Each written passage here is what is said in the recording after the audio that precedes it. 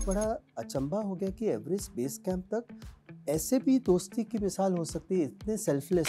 How was it directing Bachchan साहब? हमने सुना कि कहीं ना कहीं आप थोड़ा सा नर्वस भी हुए। बच्चन सर का जब फेस आता है सामने तो कोई भी घबरा जाए। तो एक दिन कोई वजह से शूटिंग रुक गई, तो जो डायरेक्टर हैं वो क्रिकेट खेल रहे थे। तो हमारे प्रोडक्शन वालों ने बोला कि साहब शुरू कर, बोले क्या फ़र्क पड़ता है, एक दिन क्रिकेट खेल लिया, शूट नहीं किया तो वो सीन उस दिन नहीं हुआ।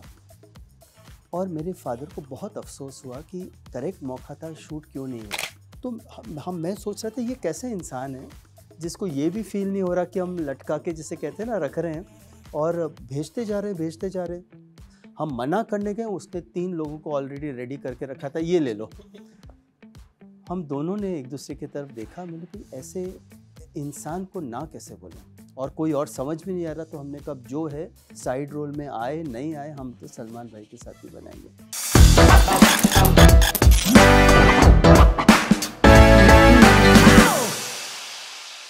सर, पहली फिल्म मैंने जो सिनेमा हॉल में देखी थी, हम आपके हैं कौन, 1 साल के बाद मेरे घर के पास वाले सिनेमा हॉल में लगी थी।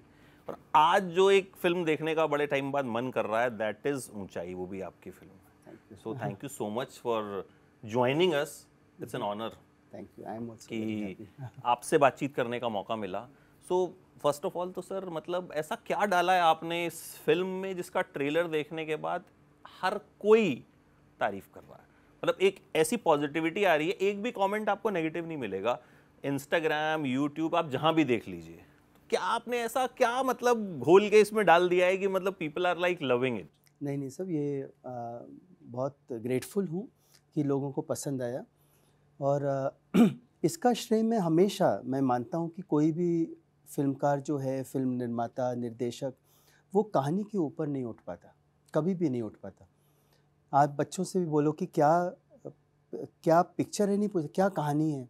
तो कहानी का श्रेय मैं सुनील गांधी जी को देता हूँ, जो मेरे पास एक कहानी लेके आए, 4 दोस्तों की, 65 प्लस, 50 सालों की दोस्ती, एक की मृत्यु होती है और बाकी 3 उस दोस्त के लिए एवरेस्ट बेस कैंप तक लुढ़ते लड़ते, गिरते पड़ते, हंसते गाते पहुँचते, और उन्हें एहसास होता है कि मैं कितना ज़िंदा हूँ। तो जब ये कहानी मेरे पास आई तो मैं बड़ा अचंभा हो गया कि एवरेस्ट बेस कैंप तक ऐसे भी दोस्ती की मिसाल हो सकती है, इतने सेल्फलेस। क्योंकि अगर मैं अपने अंदर झांकूं तो शायद मैं सेल्फिश हूँ, शायद मैं ये नहीं करूँ, मैं सोचूं कि नहीं पहले ज़रा पिक्चर कंप्लीट हो जाए, फिर बाद में जाएंगे, या चलो मैं किसी के और के साथ अपनी यादें भेज दूँ, होता है। बट ऐसी सेल्फलेस, ऐसे दोस्ती हो सकती है। और तो ये श्रेय कहानी को जाता है। और जहाँ तक मेरा कंट्रीब्यूशन रहा है कि हमने उसको जितने सिंसियरली हो सके ये कहानी को कहा है और एंटरटेनिंग कहा है। मेरा हमेशा ये मानना रहा है कि हमें होप दिखाना है।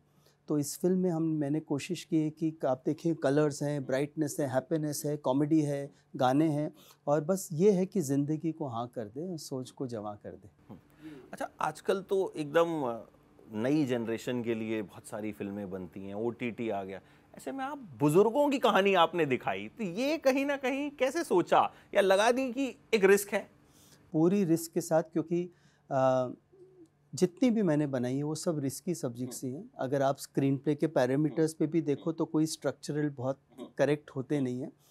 बट मैं मानता हूँ कि कहानी, आज जो ऑडियंस है उन्हें नई कहानी चाहिए। अगर मैं 20 साल पहले अगर सोचूं कि ये कहानी बनाता, तो सबसे पहले उस समय 20 साल पहले पूछा जाता इसमें लव स्टोरी क्या है, क्योंकि लव स्टोरी के बिना कोई पिक्चर बनती नहीं थी। पर आज ऑडियंस ने हमें आज़ाद कर दिया है कि हर किस्म की फिल्म वो देखना चाहते, बशर्ते उसको जस्टिस किया हो। तो और if you ask me, OTT पे आज सब किस्म की ऑडियंसेस हैं। अब अगर आप मुझे पूछे तो मेरे father in law, mother in law भी ओटीटी पे हैं, तो वो भी ऑडियंस है, तो उनके लिए भी कुछ होना चाहिए।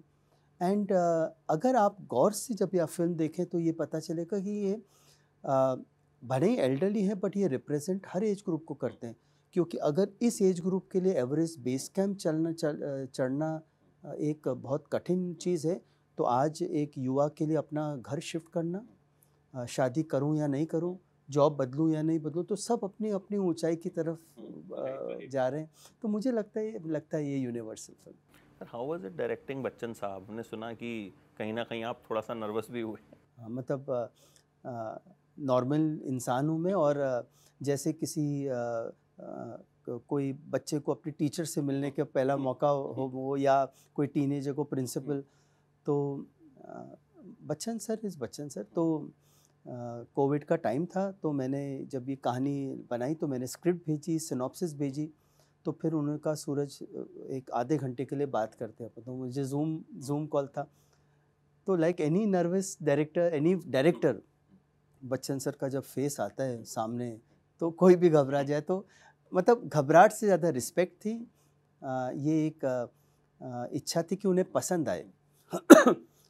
तो जब मैंने उन्हें सुनाया तो मुस्कुराए और कहा कि मुझे सूरज वो एक डायलॉग बहुत पसंद है आपका, जिसमें आप कहना चाह रहे हो कि आप हम सब के अंदर हमारा वो एवरेस्ट है, जिसके बेसिस पे आप जीवन की हर ऊंचाई को पार कर सकते हैं। तो फिर मुस्कुराए और कहा कि अच्छा कौन कौन काम करेंगे हमारे साथ।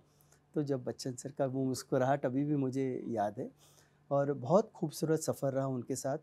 मतलब एट द एज ऑफ 79 इस फिल्म में कहाँ कहाँ चढ़े हैं वो, कोविड में कहाँ कहाँ चढ़े, मतलब एक मिसाल ही हैं वो। And I am very fortunate, काम करने का मौका मिला। और सबसे अ, अ, अचंभे की बात है कि कितना वो एक राइटर को रिस्पेक्ट करते हैं। मतलब मैं कितनी बार मैं वैनिटी मैन में गया हूँ और उन्होंने मुझसे पूछा है कि एज अ राइटर क्या कहना चाह रहे हो सूरज। अब कई बार हम लिख देते हैं सबकॉन्शियसली, बोले नहीं एज अ राइटर तुम ये कहना चाह रहे हो, इस वर्ड के पीछे तुम्हारी भावना क्या है। तो इतना रिस्पेक्ट एक राइटर को कोई सीखे तो फिर बच्चन सर। सर सारे सीनियर आर्टिस्ट हैं और पहाड़ों में शूट करना, ट्रैक पे शूट करना, ये कितना डिफिकल्ट रहा? क्योंकि जैसा आपने कहा 79 ईयर्स की एज में कहाँ कहाँ चढ़े कोविड में, क्योंकि हमने देखा है वो पब्लिक अपीयरेंसेस भी उनके अब हैं नहीं, मतलब भी वो बहुत ध्यान रखते हैं और रखना भी चाहिए। सो उस लिहाज से ये कितनी डिफिकल्ट फिल्म रही शूट के लिहाज से? क्योंकि आपकी मोस्टली फिल्में जो होती हैं बड़ी फील गुड वाली फिल्में होती हैं, बट ये आई थिंक आप मानेंगे सबसे डिफिकल्ट था इसको शूट करना। और more than anything else personally, क्योंकि जैसे आपने कहा मैं आउटडोर डायरेक्टर बिल्कुल नहीं हूँ। पहली पिक्चर से सेट सेट सेट, कभी जाता हूँ तो कभी 15 दिन के लिए चला गया, वो भी किसी 5 स्टार के गार्डन में थोड़ा सा शूट करके, कभी महल में अच्छी जगह ला करके। और इस फिल्म में मैं 400 लोगों को, we took them to Nepal and to those heights. And responsibility मेरी थी, क्योंकि ये एज ग्रुप को लेके जाना, और वो जहाँ ऑक्सीजन कम होता है। तो सबसे पहले मैंने अपने राइटर को भेजा, ताकि एग्जैक्ट देख के आओ हेडेक कितना होता है, नौशिया कितना अगर होता है उसको क्या कैसे। फिर मैं गया पूरा, मैं मेरे टेक्नीशियंस हम लोग गए 13,000 तक, एक एक स्टेप लेके गए। फिर जब सब को लेके मैं गया तो सब डॉक्टर्स मेरे साथ थे, ऑक्सीजन मेरे साथ था, और हम धीरे धीरे बेबी स्टेप करते करते गए। But credit to all of them, एक ट्रस्ट रहा और हम लेके गए। एंड गॉड फॉरबिड किसी को कुछ नहीं हुआ।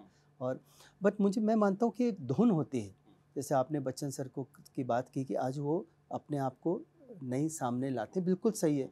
बट अगर किरदार में जब वो घुसते तो फिर सब भूल जाते, क्योंकि उस समय वो अमित श्रीवास्तव है जो निकल पड़े हैं।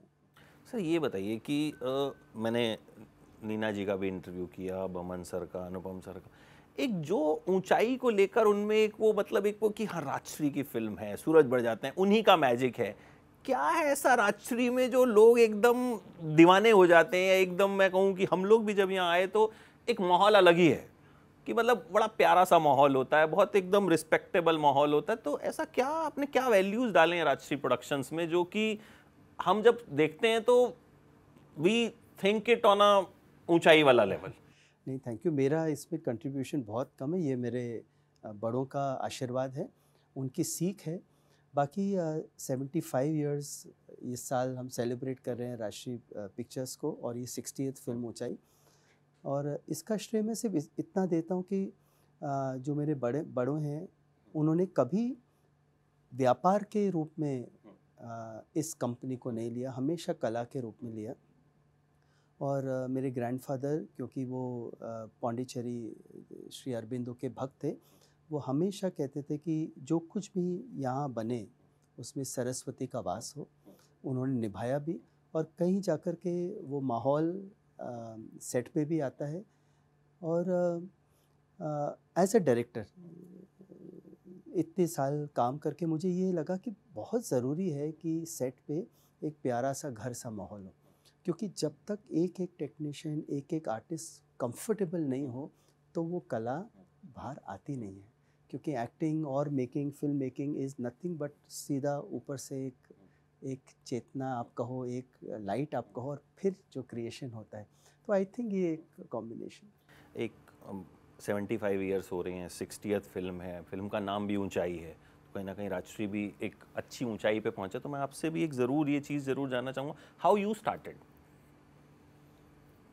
किस तरीके से आपने कब सोचा था कि मुझे फिल्में बनानी है?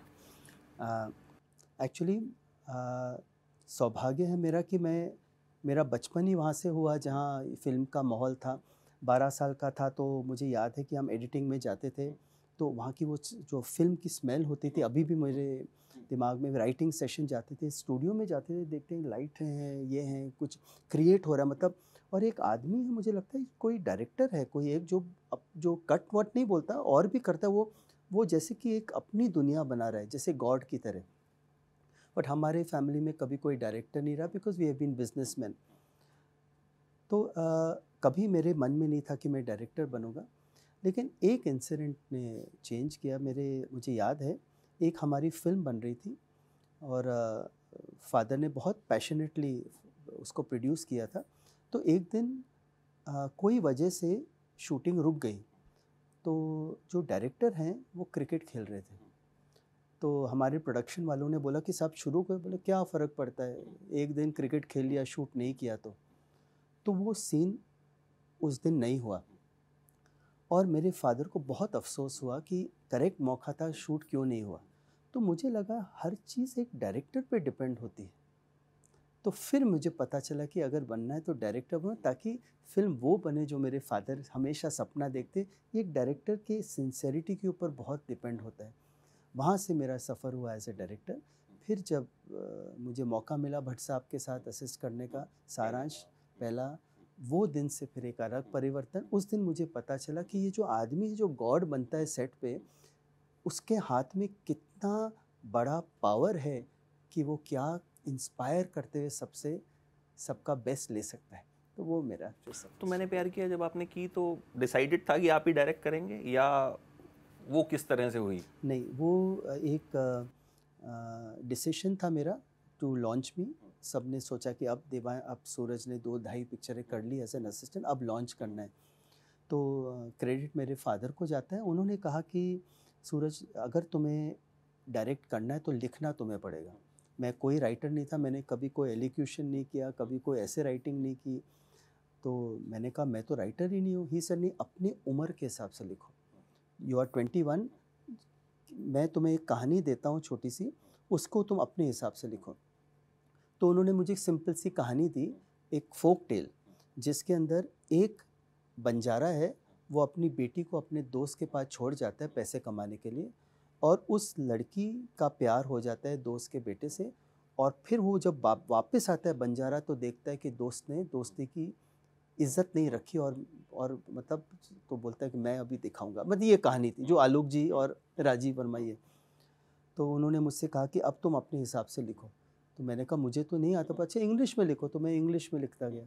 फिर उन्होंने कहा अब इसको हिंदी करो, तो मैंने हिंदी कर दी। और इसी तरह मैं story, screen play writer, dialogue writer हो गया। क्योंकि हर डायरेक्टर बेस्ट नेचुरल वो लिखता है जो ज़िंदगी उस समय वो जी रहा है। तो ये मैंने प्यार किया का सफ़र हुआ। और बहुत बड़ा श्रेय कितने लोगों को जाता है, आज नहीं रहे, राम लक्ष्मण जी को, असद भोपाली जी को, अरविंद लाड जी को, सलमान भाई को, भाग्यश्री को, लक्ष्मीकांत बेटे को, जो एक सब लोग साथ में आए, रीमा जी को। तो ये जब बननी होती है पिक्चरें तो एक बनती है।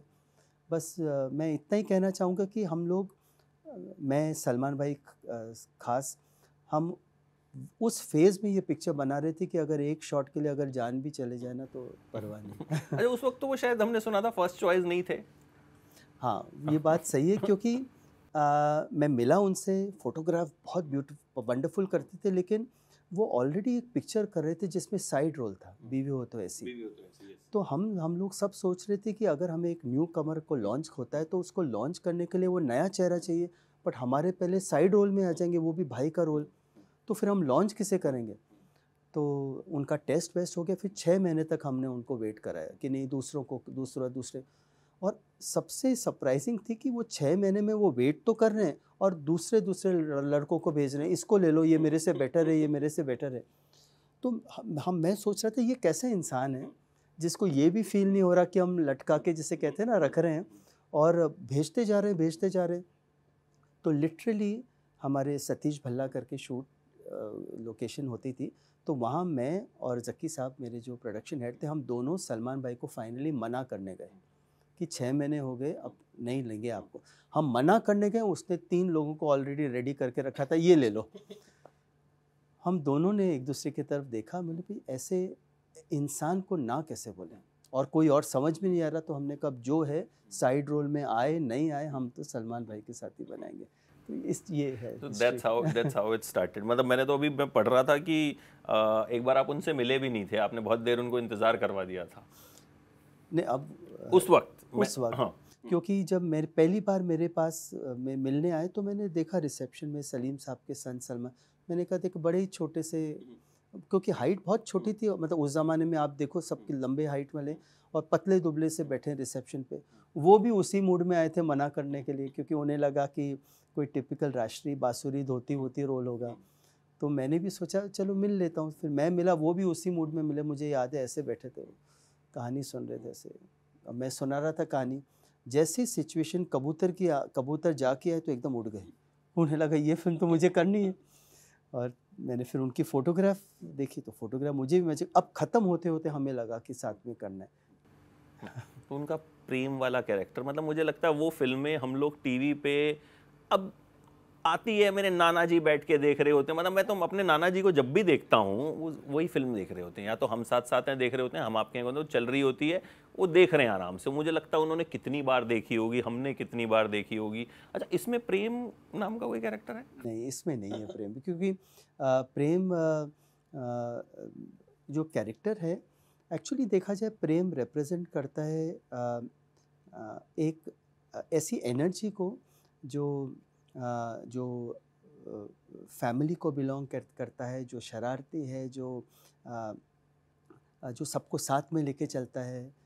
तो प्रेम कैरेक्टर नहीं, लेकिन वो एनर्जी है इस फिल्म में। अगर आप देखें तो इन सब का प्रेम अपने दोस्त के प्रति, इन सब का प्रेम उस एवरेस्ट की चोटी के प्रति, और इस एक इंसानियत के प्रति। तो आई थिंक वो प्रेम कहीं ना कहीं हर एक किरदार में है। नाम नहीं है लेकिन फील है वो। तो वैसे प्रेम के साथ सलमान के साथ कुछ हम देखेंगे वो मैजिक फिर से दोबारा? अभी मैं काम कर रहा हूँ एक स्क्रिप्ट पे जो बिल्कुल सलमान भाई के साथ है, सलमान भाई के लिए है। बट उनके लिए जब भी कुछ बनाना होता है तो बहुत अंदर झांक के और बहुत हर फिल्म में करते हैं, बट उनके लिए खास एक लगाव है, क्योंकि वो इतना मुझ पे ट्रस्ट करते हैं। जब मुझे बोलते हैं कि सूरज फैमिली फिल्म तो तुम्हारे साथ करूँगा, और वही करते हैं जो पहले करते थे, वही करते हैं, वही आराम से एक चीज़ें, छोटी छोटी चीज़ें फैमिली की करेंगे। तो आई एम लुकिंग फॉरवर्ड। अच्छा सर, ऊंचाई लास्टली ये कि सबसे अच्छा कॉम्प्लीमेंट आपको क्या मिला? मैं आपको एक चीज़ बताता हूँ, मैंने देखा ट्रेलर, मुझे मेरे एक दोस्त का फ़ोन आया कि अरे ऊंचाई का ट्रेलर देखा क्या? मैंने कहा हाँ यार देखा। बोले यार वो लोग बुढ़े हो गए, एवरेस्ट तक जा रहे हैं, अपन कसौली चल लेते हैं। So this is the kind of feedback I got कि मतलब एक दोस्ती यारी वाला। तो आपको सबसे अच्छा कॉम्प्लीमेंट अब तक ट्रेलर पर क्या मिला और किससे मिला? ये मैं कभी नहीं भूल सकता। ट्रेलर लॉन्च था तो उसमें एक जर्नलिस्ट मेरे पास आए और मुझे बोले कि सूरज जी, ये फिल्म मैं अपनी माँ को दिखाऊंगा, और माँ ना इस बार थिएटर में ना चोटी बना के जाएगी। तो मुझे ये, तो मैंने पूछा, मैं रुक गया, मैंने उनसे पूछा, बोले नहीं वो बहुत कम जाती हैं, साड़ी वाड़ी पहन के वो ना चोटी बना के जाएगी। तो मुझे एकदम से लगा ये चोटी बनाने का क्या मोल, इसका क्या तुलना कर सकते, क्योंकि कोई इंसान जो घर पे बैठा है वो थोड़ा सा तैयार होके के जाएगा, एंजॉय, यही तो चीज़ें हैं, यही तो मुझे लगता है मेरे को आज तक अगर बेस्ट कॉम्प्लीमेंट ऊंचाई के लिए मिला है तो उस जनरेशन की उस महिला का। उम्मीद करते हैं फिल्म भी जो है ऊंचाई की चोटी तक पहुंचे और इसी तरह से आप हमें अच्छा सिनेमा देते रहें। और thank you so much sir, it was lovely talking to you and it's a pleasure, क्योंकि आपकी फिल्में हमने बचपन से इतनी देखी हैं, मुझे लगता है सबसे ज़्यादा हर किसी ने राजश्री की फिल्में देखी होंगी मल्टीपल टाइम्स। तो होप ऊंचाई भी ऐसी हो जिसे हम बार बार सालों तक देखते रहें। Thank you so much. मुझे यही है कि ऊंचाई ज़रूर देखें और जो बच्चे हैं वो 100% अपने एल्डर्स को लेके जाएं और जो एल्डर्स हैं वो थोड़ा प्रेरित करें कि बच्चे भी आएँ, क्योंकि 50 सालों की जो दोस्ती होती है वो एक पता चलेगा रियल दोस्ती क्या है। जैसे ये जो किरदार है इनको शायद फ़ोन भी ठीक से चलाना नहीं आता, तो जो छोटी छोटी चीज़ें हैं विदाउट मैसेजिंग, विदाउट उसका जो एक मज़ा है वो दे विल कम। मुझे लगता है उसकी ज़रूरत भी है। सोशल मीडिया पे हम बहुत ज़्यादा हो गए, एक डिटॉक्स देगी आपको ये फिल्म कहीं ना कहीं, तो ज़रूर देखना है ऊंचाई को, और प्रेम भी है इसमें। 11 नवंबर। Thank you so much sir, thank you.